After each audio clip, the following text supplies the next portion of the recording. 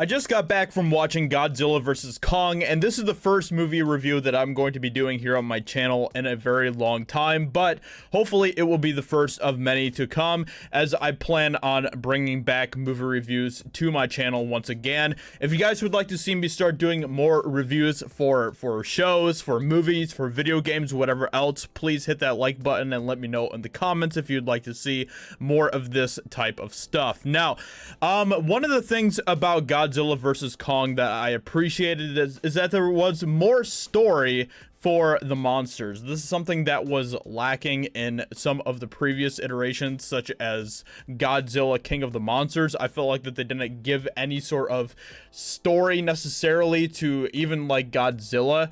Even the main characters, or even the human characters I should say, didn't even really have much of a story in that movie, and which is why I haven't been overly happy with the Monsterverse so far.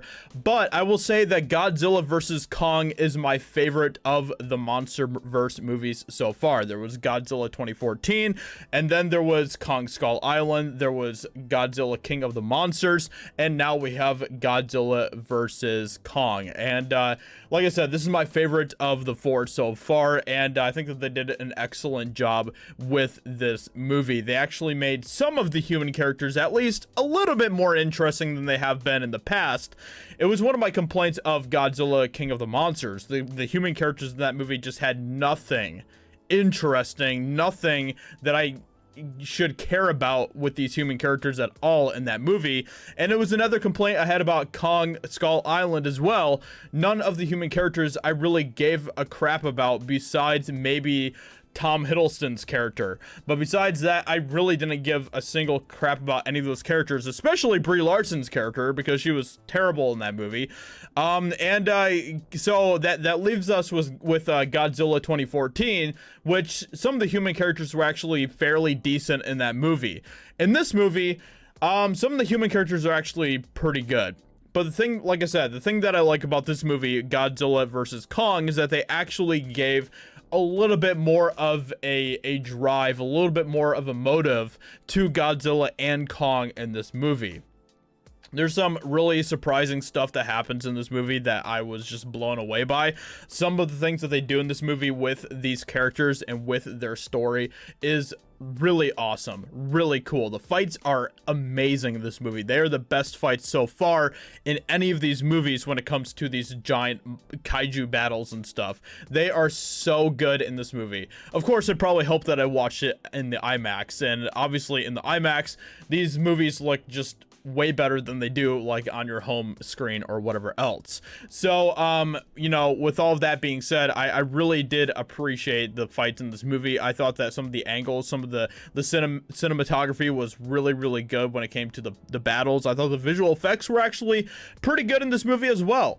I do have a couple of complaints about this movie, and one of the complaints that I have, and this actually stuck out pretty sorely in the movie, was that a lot of the male characters were just bumbling idiots. Of course, this is Hollywood. This is what they do. They make male characters, not even men in a lot of these situations, because these male characters don't act like actual men, but a lot of these male characters don't act like men. They don't act like how they're supposed to be acting. They're usually portrayed as just screeching, screaming idiots. And that is unfortunately the case with this movie as well. Pretty much all of the male characters are pretty cucked. They're pretty badly written. They're pretty terribly written. Besides one guy who is like this podcast guy.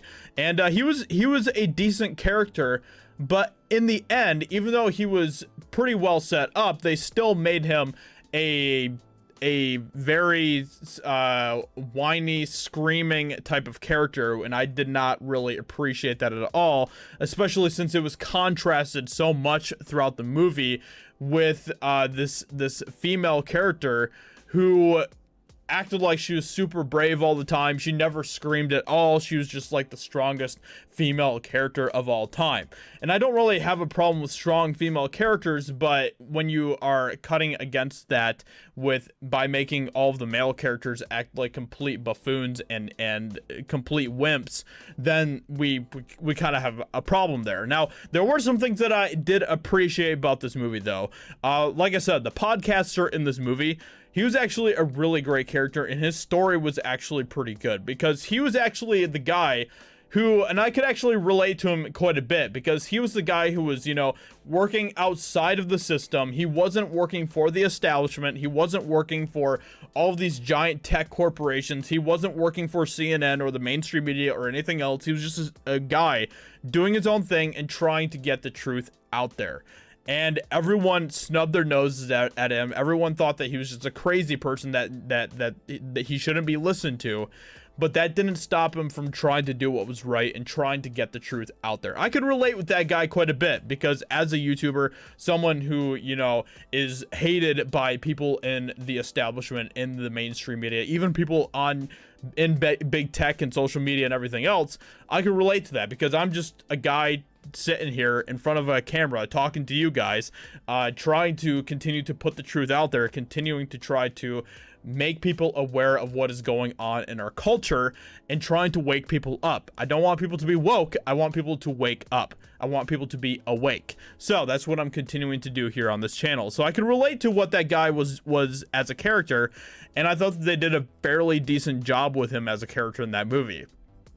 Overall, I thoroughly enjoyed this movie immensely. There were some woke minor themes in the movie that were pretty irritating.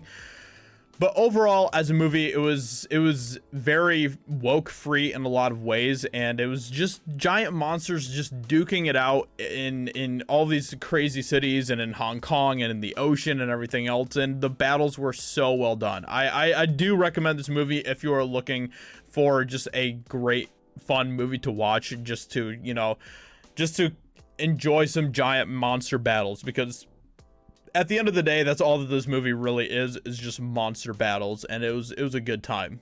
Like I said, there were some really surprising things that happened in this movie that I just loved tremendously, so I'm not going to spoil those for you guys. But if you have watched the movie, then you know what I'm talking about. So with that being said, I hope you guys enjoyed this review. Let me know what you think about this in the comments below. If you've seen the movie, let me know what you think about the movie in the comments below. You know, if I'm gonna give it a rating, you know, out of 5 stars, I would give it probably a 4. I'd probably give it a 4 out of 5 stars. It was an enjoyable time. Of course, the IMAX, like I said, probably helped with that as well. So with that being said, hope you guys enjoyed this review. Let me know what you think, and I will talk to you later. Bye.